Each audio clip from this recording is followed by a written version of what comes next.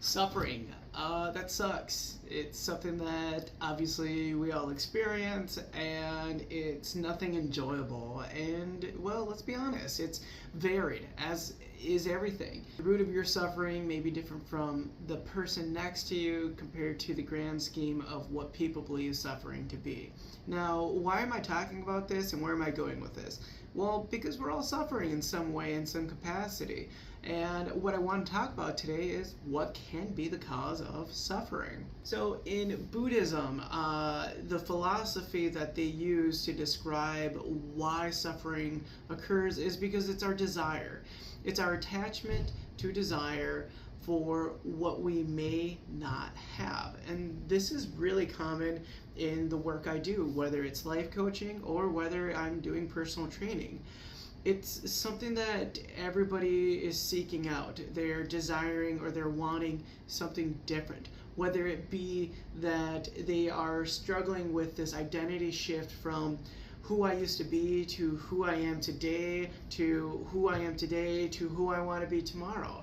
We're constantly chasing and pursuing new things that we want to help us fill a void, right? Or to avoid a feeling that we don't want to experience. A great example would be people who are, I'm going to say, retired athletes, meaning that a majority of their life had been spent playing sports, whether in high school, whether in college, maybe a little bit after college just for fun.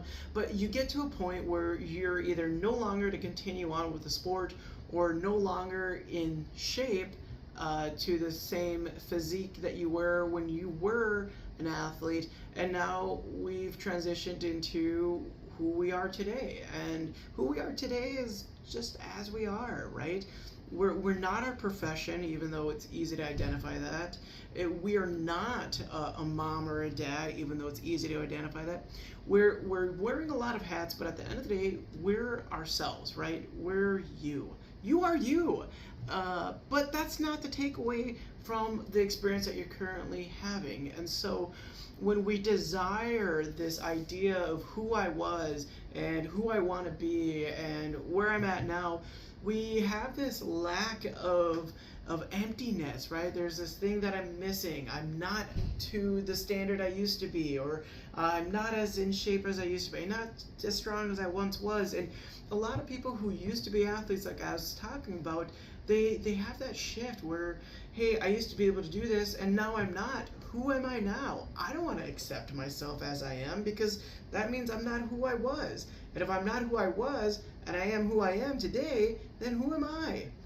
Right? It's a whole spiral of things. But what I'm trying to get at here is when you desire something, it's not to say that you can't have what you want or that you shouldn't want what you want. It's totally fine. But it's really understanding and identifying what that is and what that means.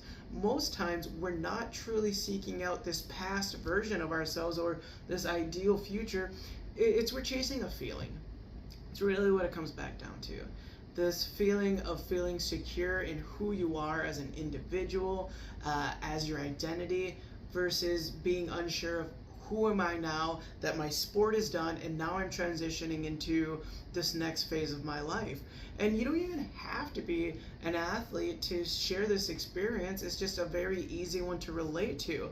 For myself, my own experience, I could relate to myself as I used to be somebody who struggled with drugs and alcohol to now I'm a guy who doesn't, right? But there's still a part of me that wants to identify with that past version of myself, which is a desire of being like, well, hey, who I am today is valid because of who I was yesterday.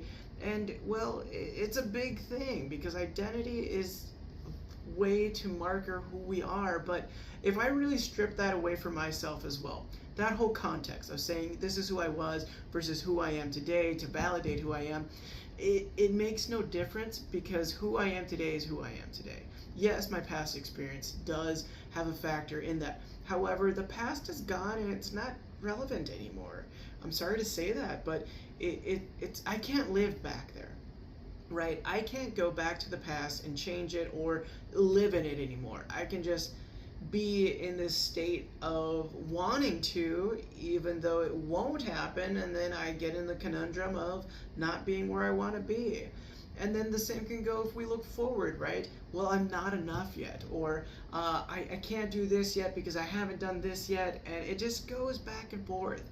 And so all this does is it causes us internal turmoil, and it makes things very hard and challenging. And so one way to help you through this transition of the root of suffering for most people is this idea of desire, right? It's our attachment to these things that we want to be. And so if we can begin to practice accepting ourselves as we are, as we much are in this very moment, we can help ourselves process through that.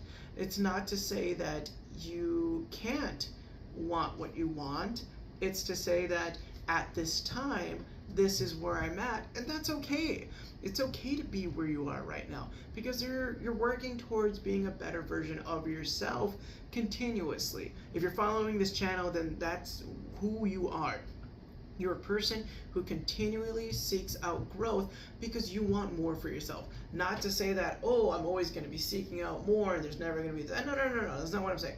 I'm saying that you understand as an individual that there's always rooms for improvement, but we can also continue to accept ourselves as we are right now in this very moment, and there's nothing wrong with that. And so in order for us to end this version of suffering, we have to just learn to lean into acceptance and letting go of those things that are causing us suffering. And it's hard to let go. Don't get me wrong. I'm not saying it's an easy, whoa, William, I'm going to turn off the switch. It doesn't fucking work that way, and I know that. However, if we can keep in mind to say, hey, my suffering is coming from my desire to either be in the past or in the future is causing my suffering, and so to be in the present moment, even though it may not feel the best, it will be less suffering than trying to be somewhere I'm not. The more you're able to practice this art of letting go and the ability to accept as you are and to know that you're making efforts and strides towards becoming that better version of yourself, you will allow yourself to be freed from this type of suffering. It doesn't happen right away, but through continuous work and reminders, you will be able to get through that. So, if you found this video helpful, please share it with a friend. That way they can hopefully end some of their suffering, and maybe this helps you out too as well. If it doesn't, just stay forward, because hopefully we'll come out with some more information that you might relate to that will be helpful for you. Alrighty, thank you for watching, and I'll see you in the next video.